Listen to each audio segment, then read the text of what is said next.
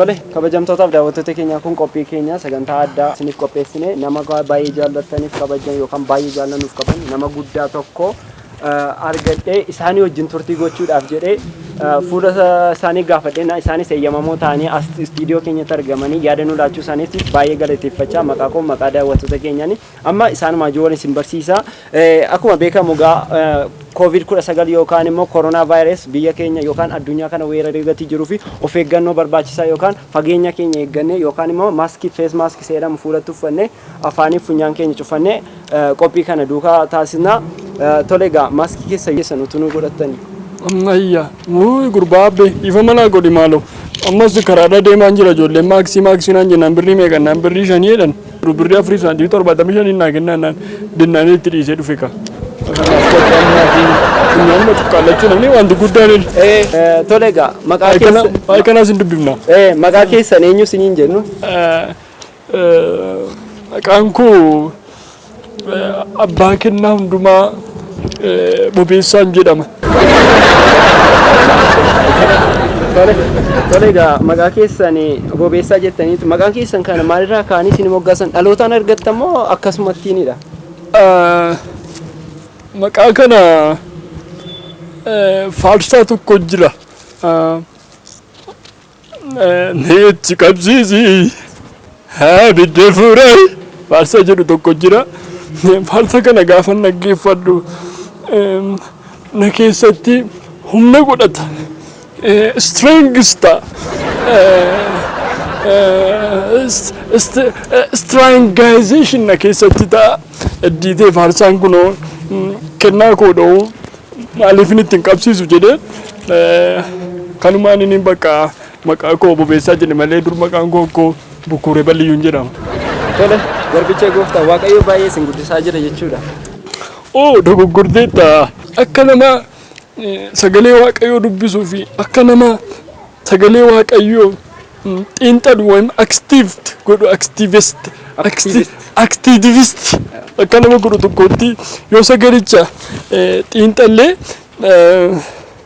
akka garboota gooftaa jechuun sirumayyuu garboota gooftaa jechuun warra gugurraacha fakkeenya warri bakka kee kun ammas garboota gooftaa jedhamti. Warri didiimoon akka kooti kun immoo ijoollee gooftaa jedhamti. Kanaaf garbootaaf ijoollee kanatu baalaansi waliin godhu.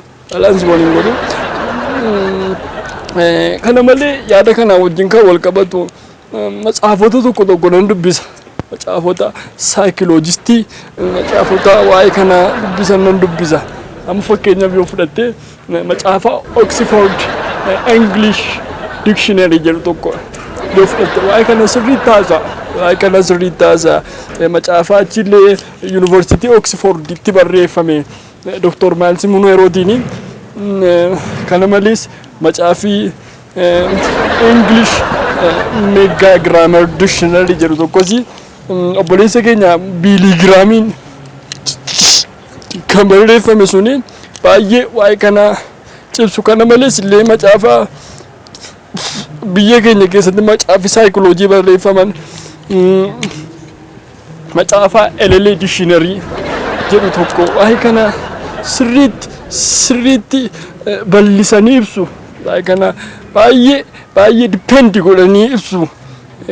Kanaaf matsaafonni kun waa'ee kana baay'ee keessa galtee dubbistelee yaada kana argachuu dandeessa. Tolega baay'ee nama dhibaa matsaafa manuu tarreessitan kana garuu hiikaa jechootaati. Lammaffaa immoo matsaafonni isin jettan kun namoota isin jettan kanaan hin barreeffamne. Amman quba qabdu isa kana. Maal sitti fakkaata? Rakkina keenyatu kana egaa namoonni keenya matsaafa yoo dubbifnu suura irra jiru ni ilaallu dudduuba isaa irra suura jiru ilaallu yoo ta'e namicha faranjii tokkotu irra jira.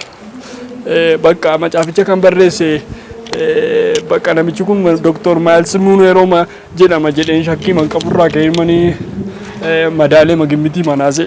Tolega gaafan jedhu garuu Dr. Miles Munroe ko gurraacha Ameerikaatti malee faranjii miti. Maal sanuma biyya laa jiraannaan ko gurraacha tusa diimatus faranjii mala. Egaa baay'ee isiniif nama gooftaa. Hin ibsi abbaan koo abbe. Hoggi godhe akka ba'u isaan irratti ibsa Yesuus. Tole, akkam immoo ayyaana keessan kana battaniittu? Ayyaana koo kana bareeda yeroo darbe waldaa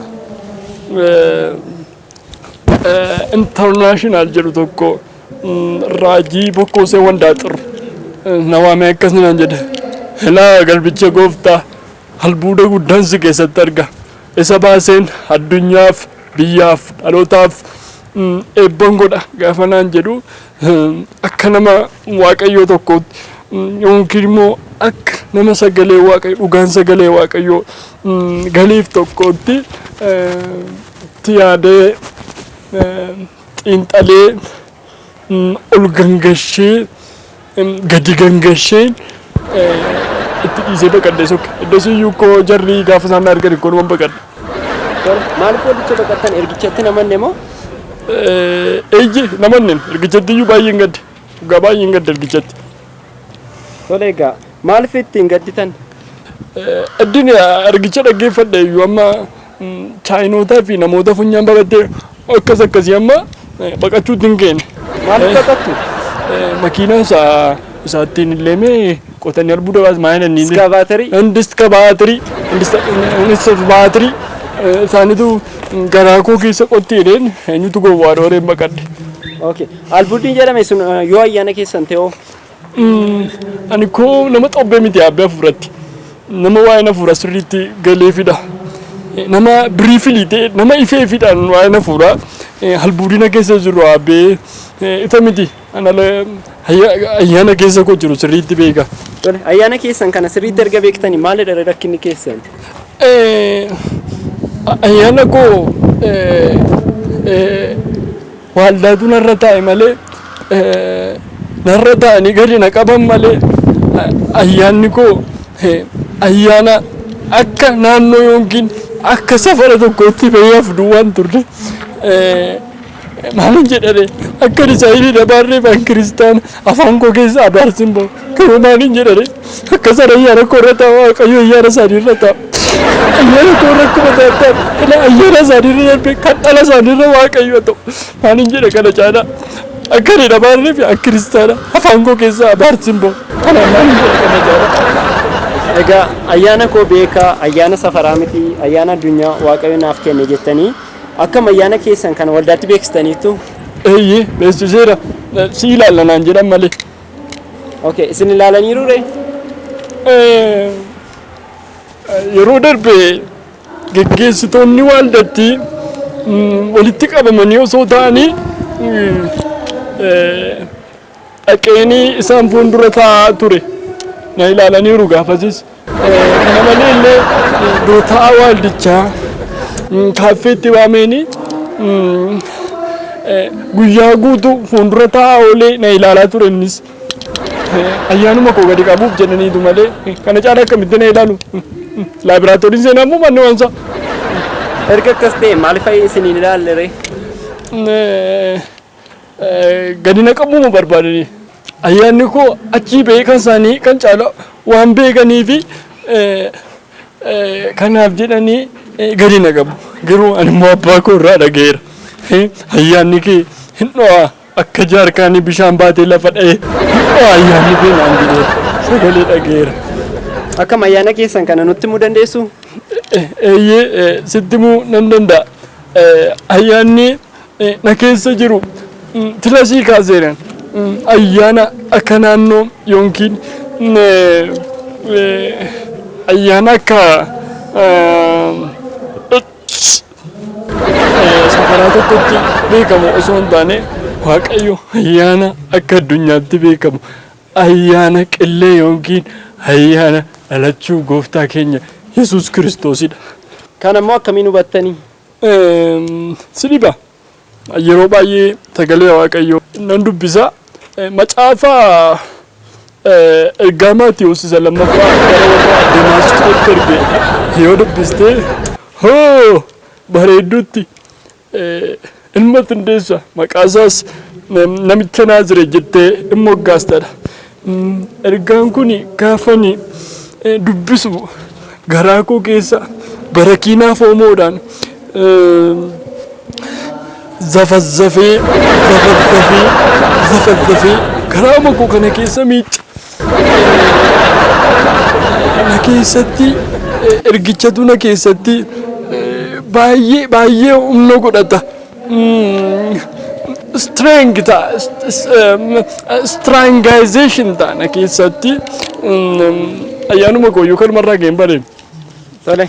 Egaa waamicha keenya kabajanii asitti argamu keessaniif baay'ee ulfaadhaan isiniin jedha. Amma kiiloogiraamii meeqatti ulfaadhaa? Dhiifama kabajamaa jechuu barbaadeen. Atis kabajamishi. Tole egaa kabajamtootaaf dhaggeeffattoota keenya qophiin keenya irraa kan nama guddaa Waaqayyo nuuf kaase duukaa goone asuma irratti xumuree gara qophii itti aanutti darbina. Fayyaa